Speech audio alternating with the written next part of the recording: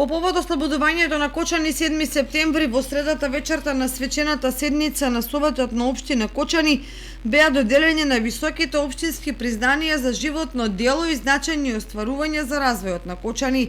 Наградата за животно дело постхумно му беше доделена на Киро Герасимов, новинар, публицист, поет, преведувач кој остави видливи траги во Кочани и пошироко.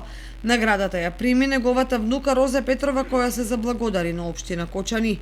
Сакам да се заблагодарам на општина Кочани, на одборот за награди.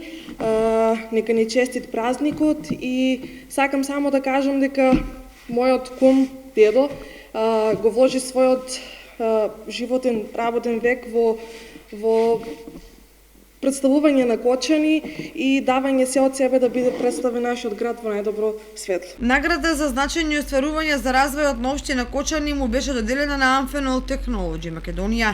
Почитувани, сакам да се заблагодарам од името на сите 2600 вработени и од името на нашиот генерален менаџер господин Сашко Наков.